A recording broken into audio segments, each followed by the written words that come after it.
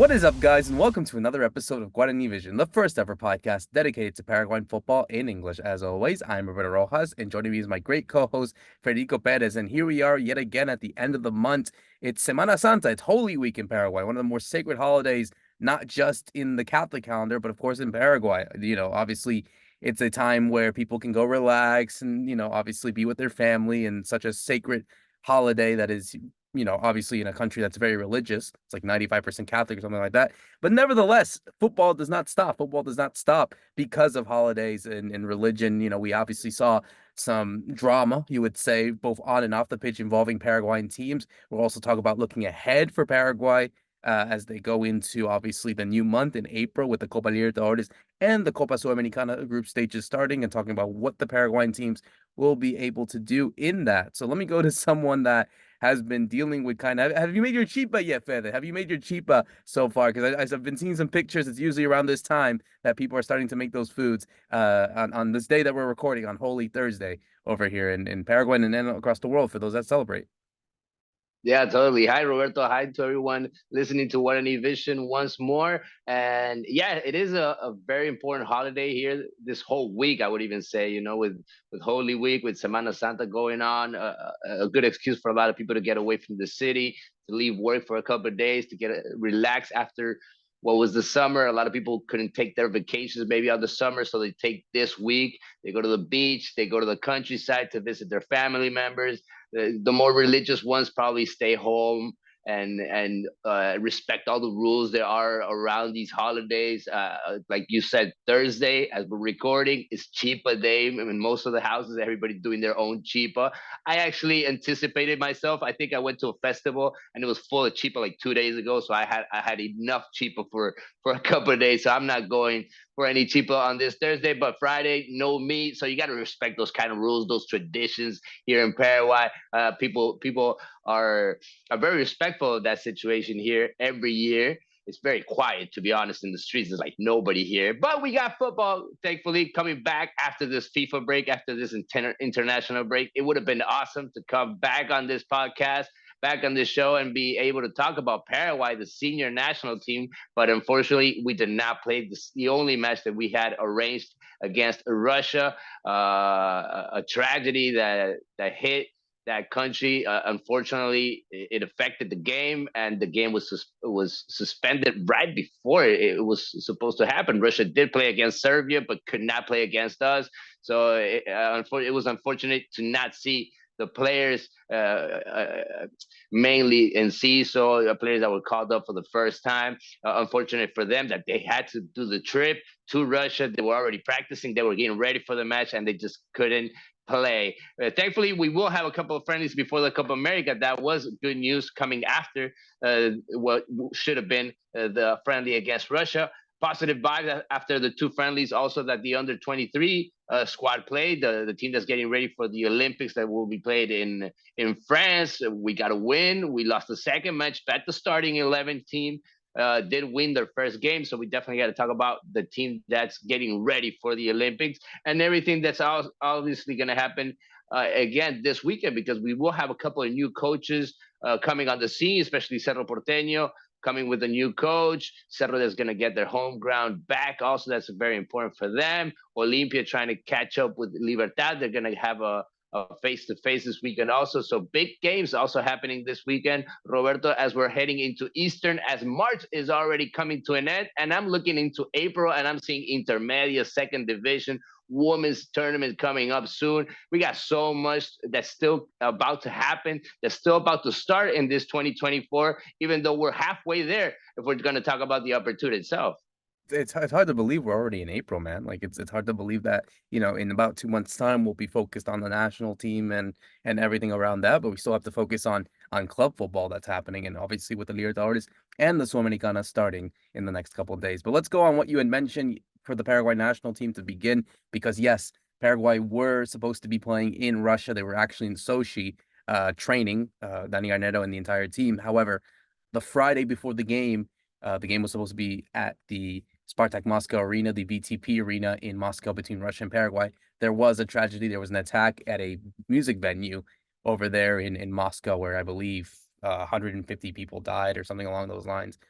It was a big tragedy, and the mayor of the mayor of Moscow actually had to suspend all the events that had occurred in the city for the weekend, and one of them was, of course, the Paraguay game against Russia. So it is a bit unfortunate. I mean, there had been some kind of, I guess you could say, rumblings around social media and even in the group chats of saying, why did we have to take this risk of playing Russia in the first place? I mean, that's obviously something that has to be asked to Robert Harry, some people at the APF. I mean, that's something that has to go big deeper. I've been hearing like things of like a good relationship that Russia had actually came here to Paraguay to play a couple games, and now we're obviously returning the favor. But yeah, it does suck. It does suck that we couldn't see a lot of these players playing. Obviously, one of the players that I had the chance of speaking a couple of days ago for ESPN, and we'll obviously get an exclusive interview with him very soon, was Julio Enciso, and he was telling me how he was very excited to be playing for Paraguay for the first time in quite some time, ever since his injury. It's been a while since he's been able to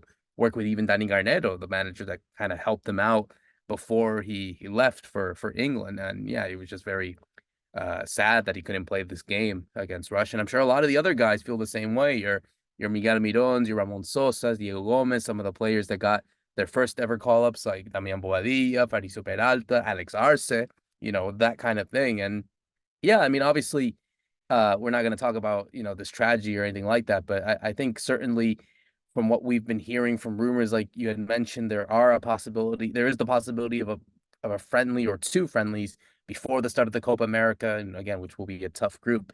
But there had been talks of Chile and Panama as the next two friendlies. And Fede, I mean, going into it, I think it probably would be the better test because obviously you have a team like Chile who are kind of in that same level of Paraguay, and I think it's a good test for them coming into playing the two South American teams in Brazil and Colombia.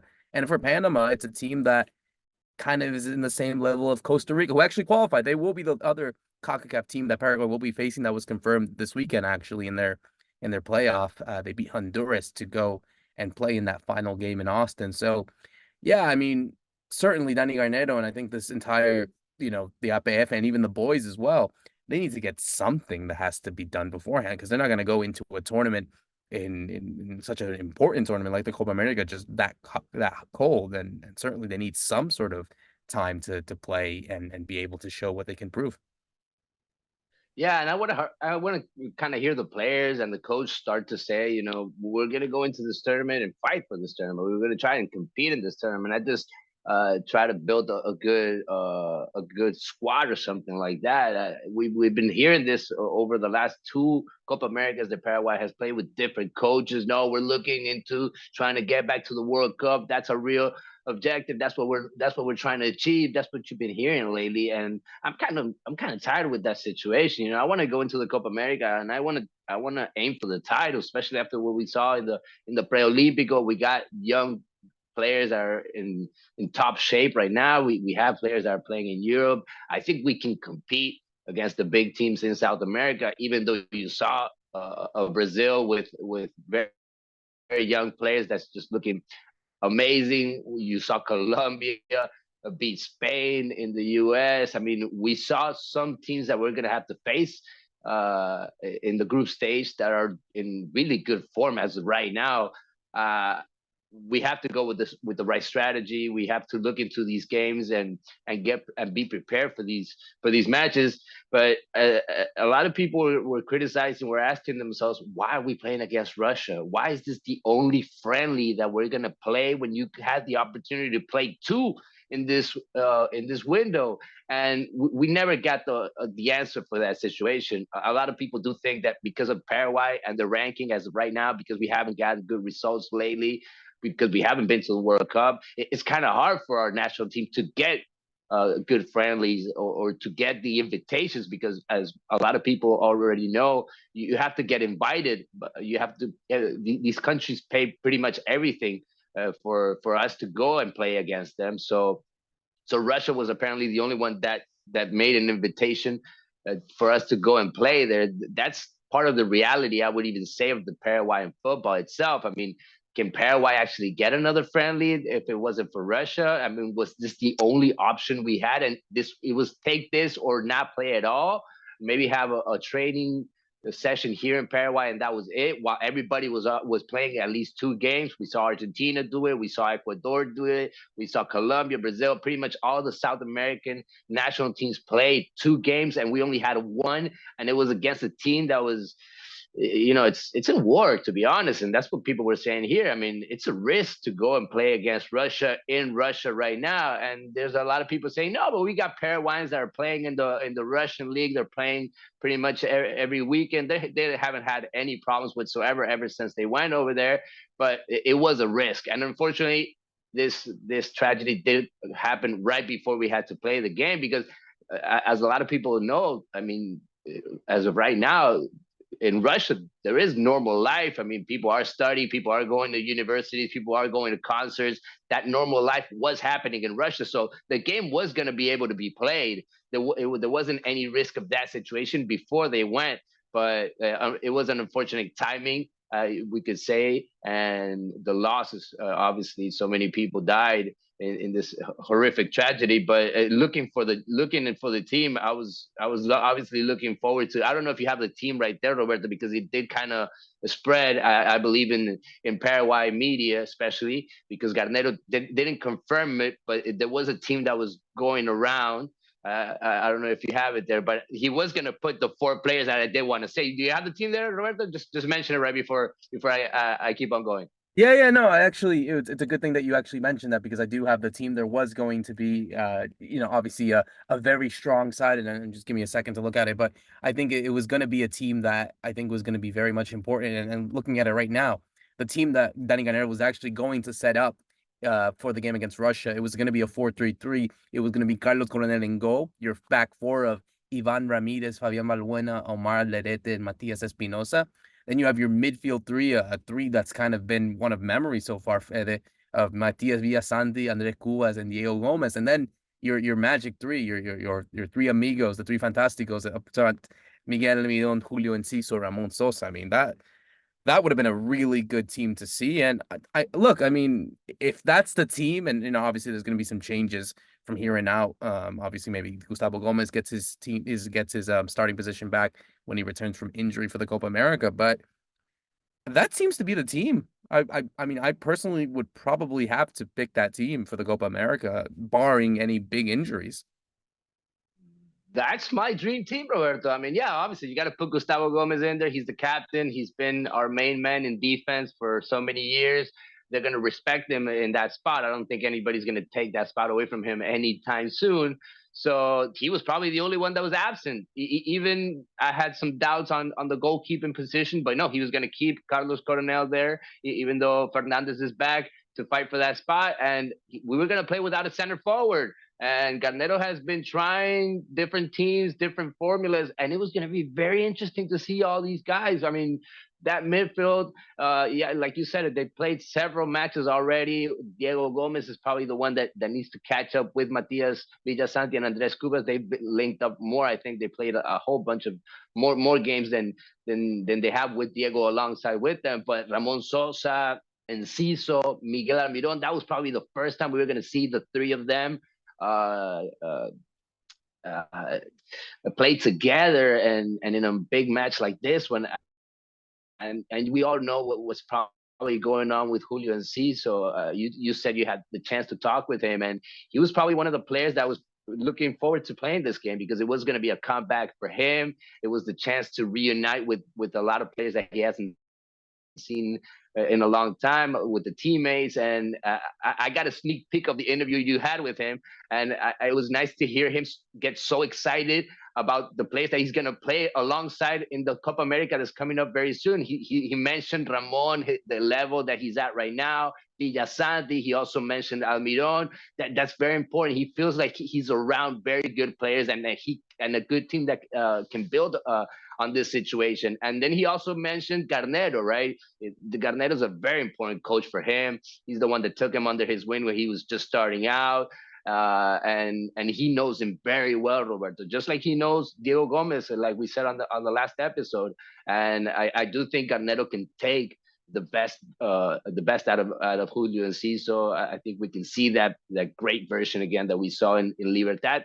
That's uh, that's starting to come back in Brighton. I don't think he's back into 100% yet in Brighton in his club, but he does have a couple of months still ahead of the Copa America. So I'm really excited to see Julio Enciso going into that elite level right before the Copa America, Roberto. He has a whole bunch of games and he looks excited. I don't know how you saw him. I don't know what kind of feelings you got after that interview you had with him. Yeah, I mean, I spoke to him and he was very obviously excited and, rightly so. I think after going back, after having a long spell of not being able to play, obviously the best thing that you can do is go out there onto the pitch and be back at 100%. So, certainly the way that he comes back and the way that he was perceived is, yeah, like you said, I think he's very excited. I think he was disappointed not to play the game against Russia and be with his teammates again. But hopefully that by the time, June comes about where they play these friendlies, and of course with the Copa America, we'll get to see Julio Enciso that is 100% alongside all these other guys.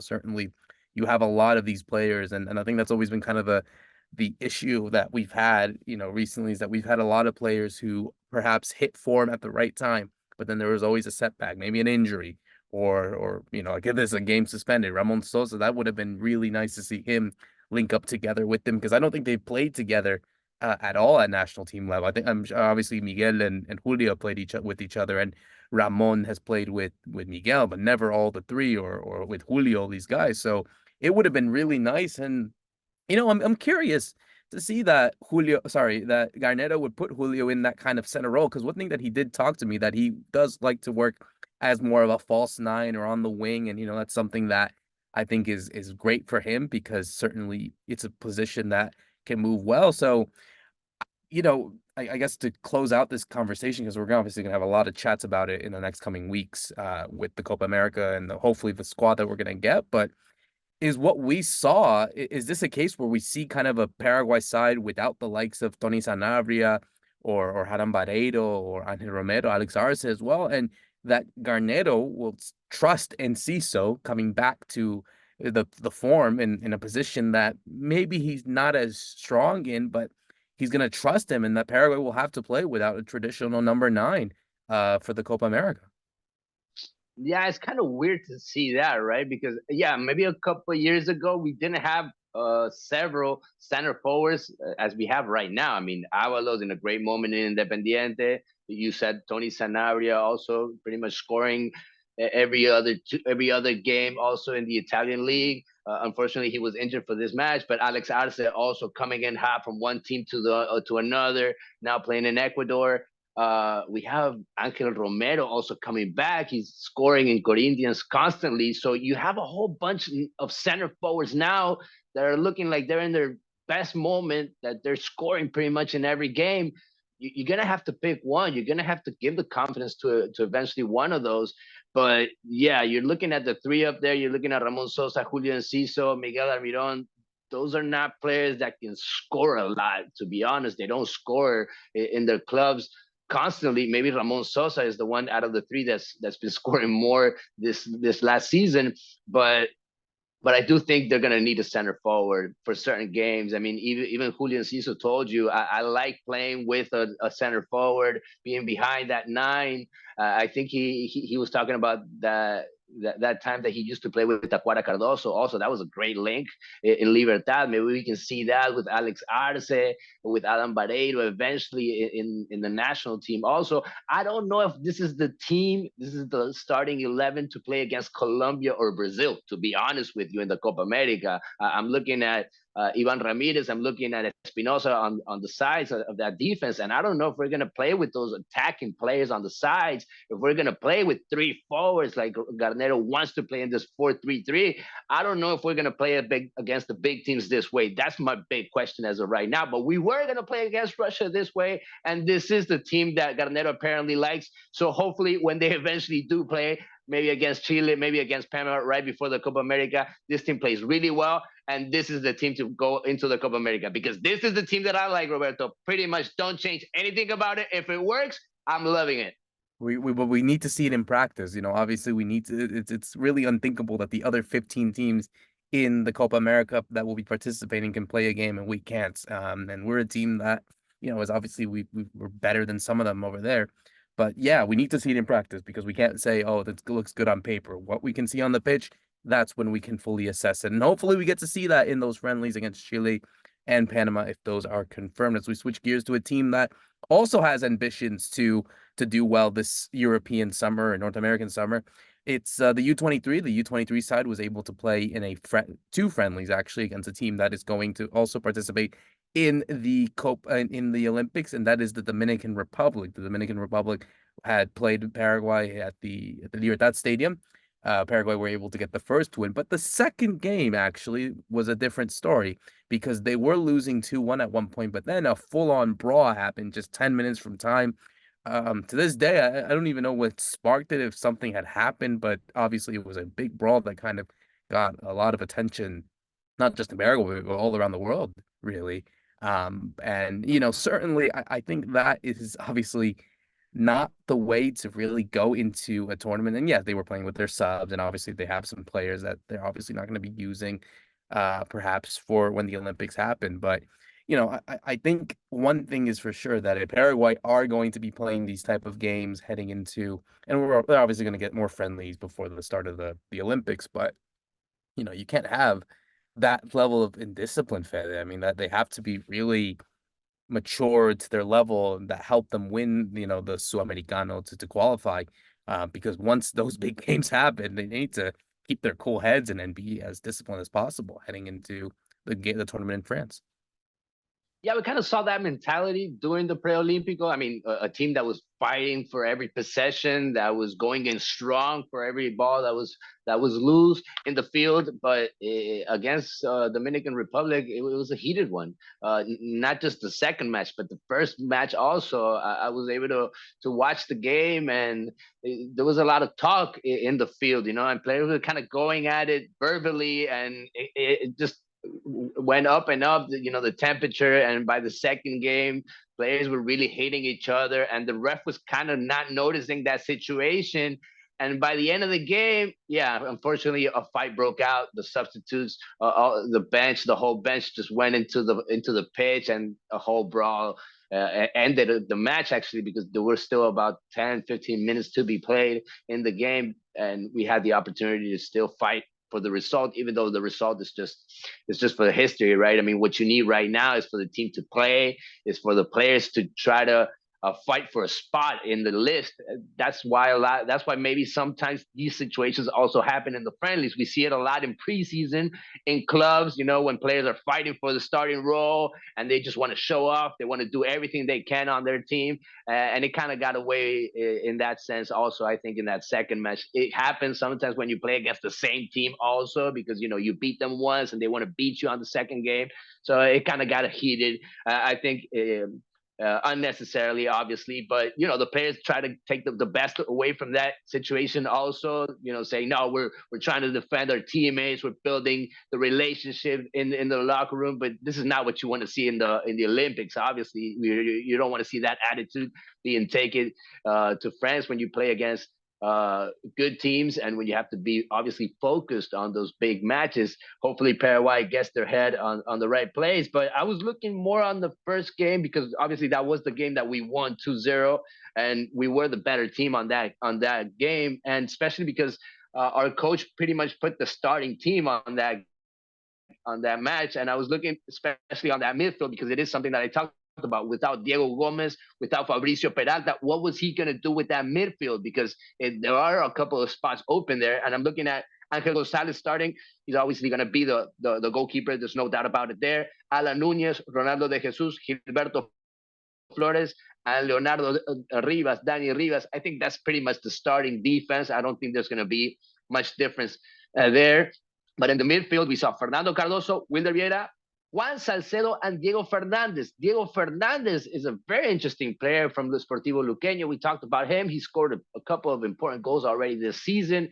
He's always getting game time in Sportivo Luqueño. Watch out for this kid. He might take over in the midfield for Diego Gomez. We pretty much know now that Diego is not going to play the Olympics. He's only going to play the Copa America. So our coach needs to find somebody that can put the good balls for the forwards, that can put those passes, that can make the team even play in certain moments of the match. And I do think Diego Fernandez can't be that player because the strikers were Kevin Parzajuca, Marcelo Fernandez. Those are two players, especially their attack, to be in the box. So you're looking from Diego Fernandez, maybe Salcedo, maybe another player. Thiago Caballero can break through, but from the characters itself, I think it's Diego Fernandez, maybe the player that fits better in that midfield to get that task that it was so important during the pre-Olympico. Diego Gomez did so much for us, and I don't know who's going to take over in that spot.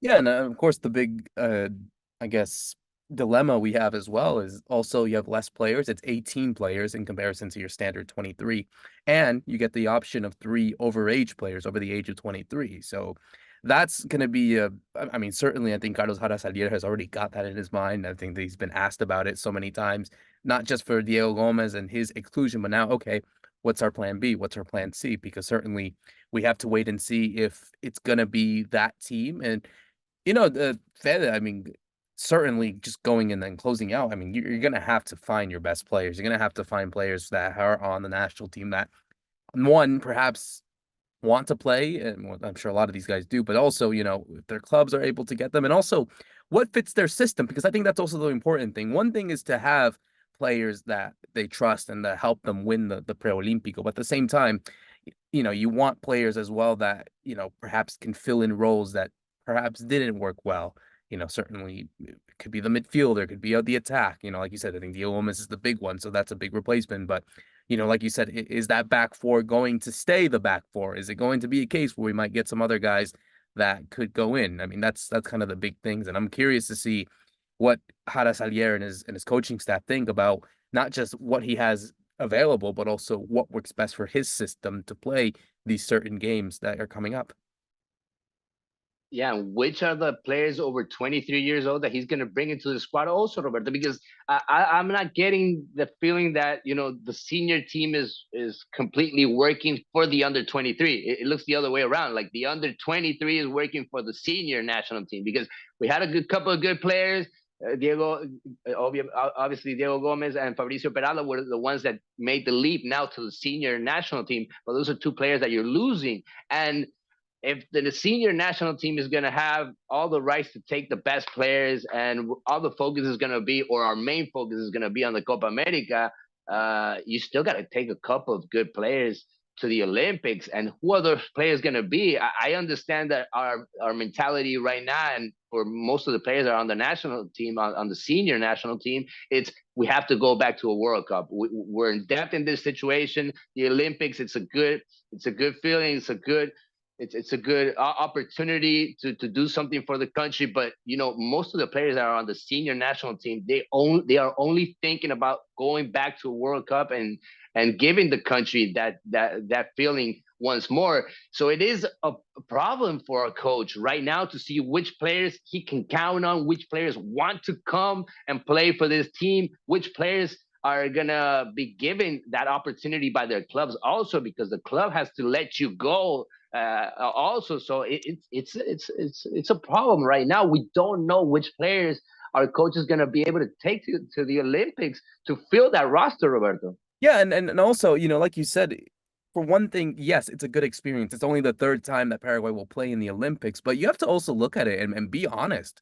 I was looking at the odds the other day. Paraguay, one of the favorites for a medal. I mean, yeah, they got strong teams. I mean, they're like, I think top 5 or top 6 last I checked. So they're below like Argentina, France, so on and so forth. But still, that is a good barometer to have. That is definitely a better barometer to be had than in the Copa America, where there's probably 8 or 9 teams better than Paraguay that could win the Copa America. So when you're in this specific position where you can actually realistically go for a medal, I'm sure for Salier, he wants the gold one. That's the dream that all these guys want after missing out 20 years ago. But you have to also be conscious of the fact that, look, we have a team that was the best in South America, that was better than Argentina, Brazil, everyone else, with all these talented players. And on your merit alone, that is going to give you the boost to take on. It's a small tournament. Was it 16 teams or something? And the road is you play, if you go to the medal game, it's 5 games. So sorry, 6 games. So you have the 3 group stage matches, quarterfinals, semifinals, and then the final. So it's a shorter tournament. but still, you have to feel obliged of the fact that we have a team that has enough to do. I don't know if it's just my bias or something, but I'm just looking at this. I'm thinking you made it on your own to this merit to go to the Olympics. Why not go and try to get something historic? Which, if they go and get the gold medal, that could be one of the great achievements, maybe even bigger than going to just a World Cup. And we were champions, Roberto. So people are going to expect for you to do a very good tournament. People are going to expect for you to get out of that group stage and go ahead and play in those final stages.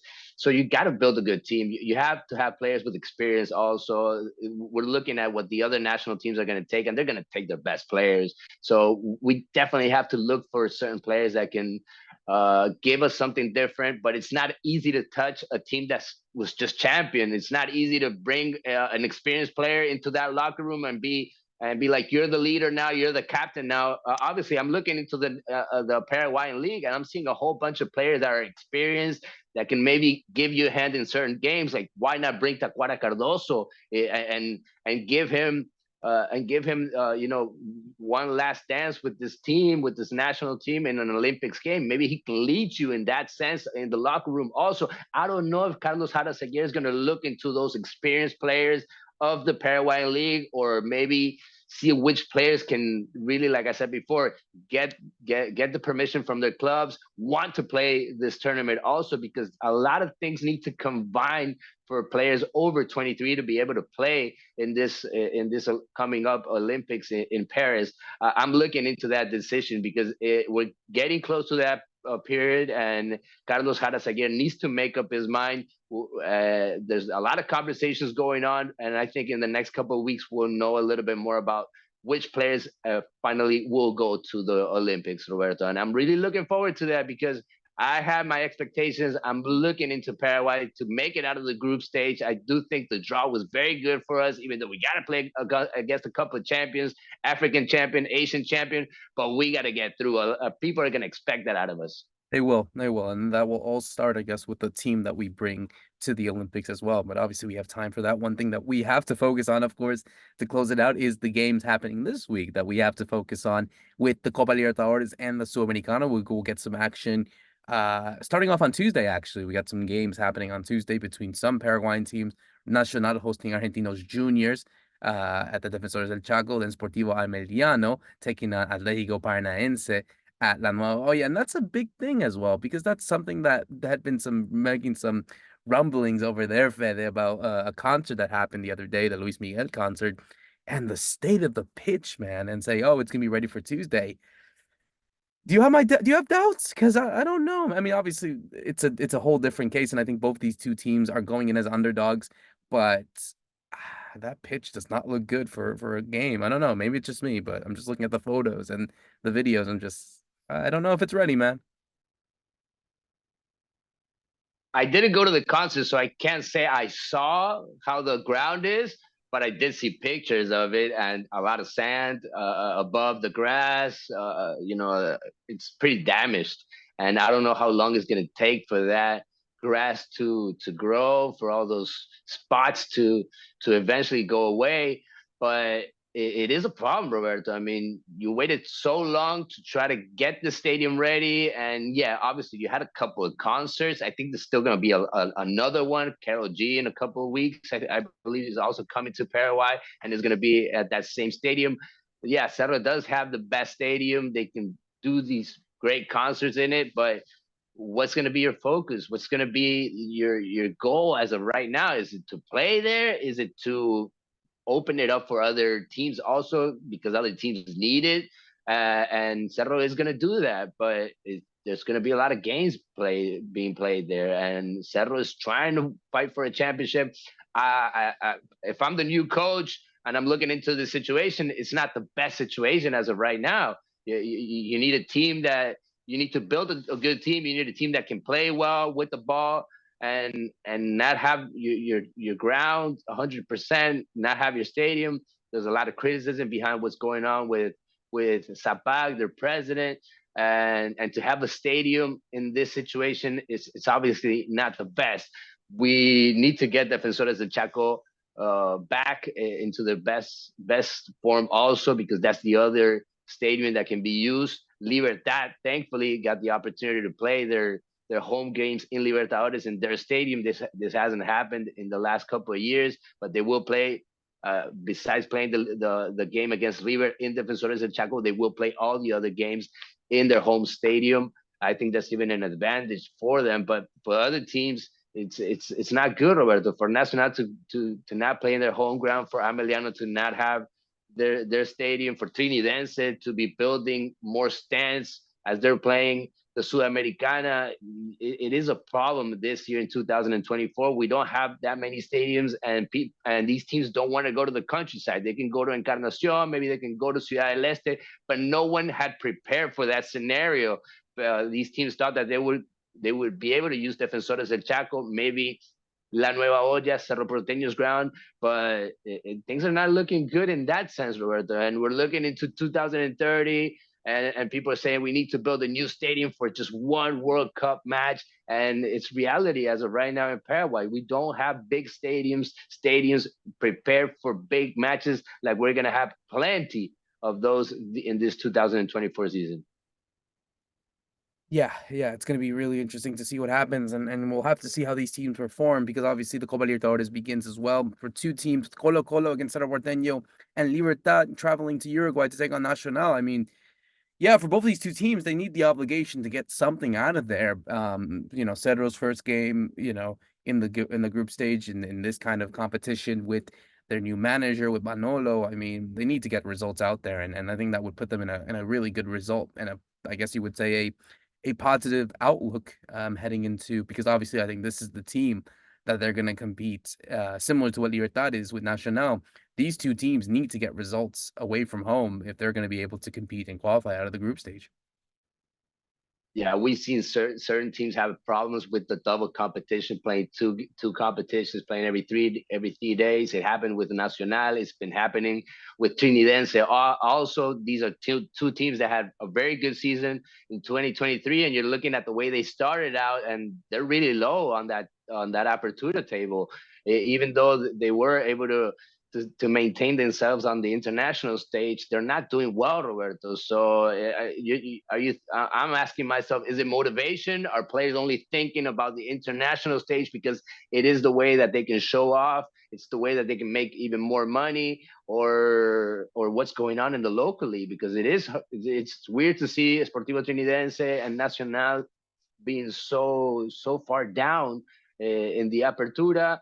And obviously for Cerro Porteño is going to be a huge impact if they can get a win, playing away from home. I think it's the best way they can start this Libertadores. But obviously people are going to look more into the style of play that Manolo Jimenez can bring to this team. See if he changes a couple of players, because lately under the coach, under Bernay, he wasn't changing that much. He was pretty much respecting the base of players.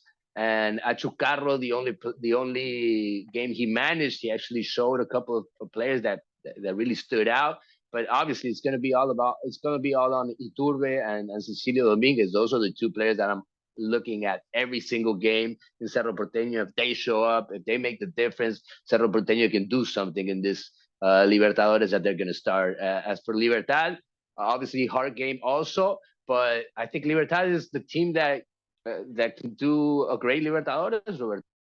They're aiming for that. They're aiming for a great run in this Libertadores. They have probably the youngest coach in the Libertadores, but they have everything they need in that squad. They're in top shape in the Apertura. Nobody has pretty much moved them so far from that first spot. So you're looking into Libertad to make a statement for themselves in that first game. Also, I have my doubts about Cerro Porteño, because that's how they've shown themselves all year long. You don't know what version you're going to get from Cerro Porteño, if they're going to be on a good day or if they're going to have a bad day like they've been having lately. That's why they had to change their coach. It has been kind of, you would say, a roller coaster ride, you would say, for Cerro Porteño. So they need to get this result from over there in Chile to be able to boost some momentum and boost some morale, he would say. The same for Nacional. Just closing out really here with the Sudamericana.